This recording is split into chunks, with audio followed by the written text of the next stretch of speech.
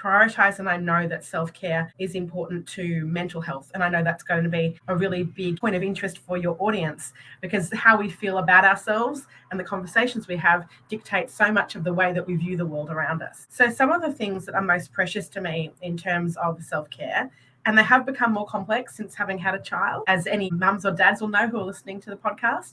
The things that I return to when I am depleted, sleep is the most important thing. So being able to try and sleep by 8:30 or 9 o'clock, even if you have to get in bed really early with Bub just to try and get that sleep in, that's critical. I know that when I'm speaking to other women that I mentor, if someone calls me and they're crying and they feel like their work's being criticized or their offering is being squashed by a competitor, I'll say, have you been resting? Like, are you just a bit tired? Maybe you just need to take some time out. Maybe you need a week out. And I had this conversation with one of my best friends who's also a very senior coach. Like, we need to remind each other of this need for rest, no matter how senior we get, because when we're in that hole of being tired or feeling down, you can intellectually know it, but it doesn't stop the feelings. It doesn't stop you feeling run down. So sleep. In terms of being able to connect with my physical self, I have a miracle tool, which I love. I'm not sponsored to talk about this tool, but it's called a Shakti mat. And a Shakti mat is an acupressure mat that you can order from the internet.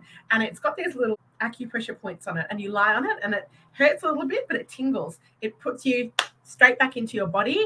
And then you really relax and you can actually go to sleep on Shakti mat. So that's very important. Meditation, when I can, is really critical to being able to still the voice in your head. And I also find that booking time either by myself or with my husband to go to, in Melbourne, we have something called the Peninsula Hot Springs, which is like a beautiful outdoor natural spa land. And that's a wonderful way to connect because it takes an hour and a half from where I live to go there. So we get 3 hours of being with each other and then we get to be in the water, and being in the water is very healing anyway. But if I don't have that time, I will go to a place called Sense of Self in Collingwood in Melbourne. And that again is kind of a spa. It's just about reconnecting with the physical, because our bodies, they tell us so much about where we're actually at. The two can sometimes not be aligned or in conversation. So Yvette, those are some of the things that I do as self-care rituals. Importantly, I have a very good relationship with my psychologist, and I have had for 3 or 4 years.